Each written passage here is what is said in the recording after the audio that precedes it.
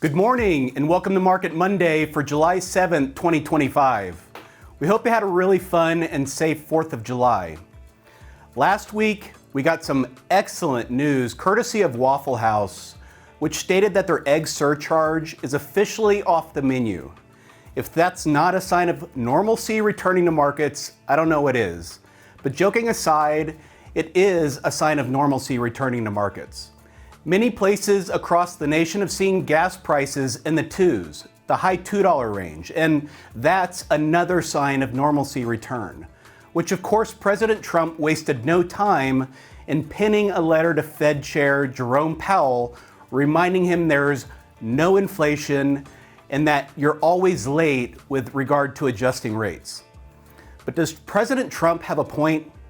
Here's Jerome Powell in the winter of 2021 stating they're not even thinking about raising rates.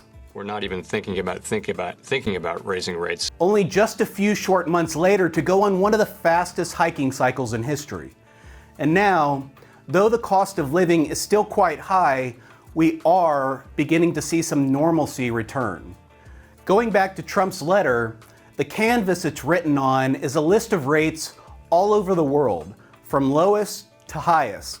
Switzerland, Japan, here's the Eurozone average, and here we are down here sharing the same rates with likes of Cameroon, Equatorial Guinea, Guatemala, Republic of the Congo, and Vietnam.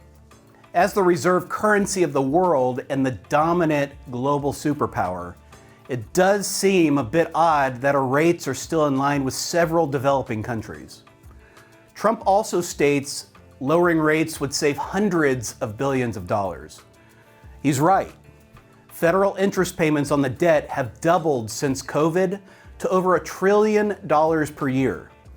If rates were to come down, it would swiftly reduce all of our interest payments. And while it's a popular narrative to disparage the federal debt and deficit, we should not be so quick to celebrate.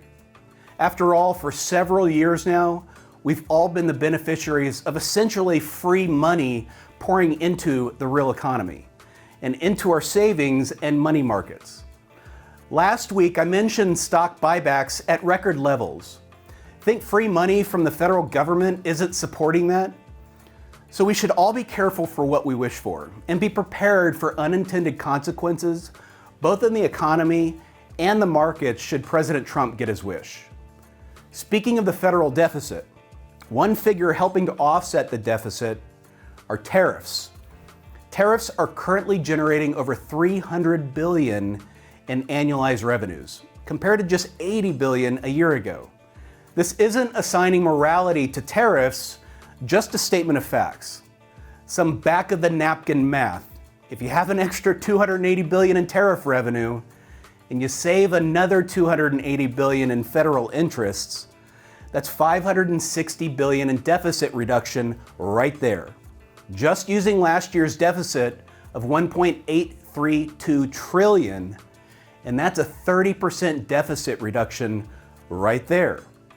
You can decide if that's a lot or a little, but progress nonetheless. And today, we'll leave you with this. First, from Bank of America, literally saying out loud that stablecoins offer a simpler and cheaper alternative for both payments and international transfers. And Fidelity now supporting crypto transfers. Have a great week.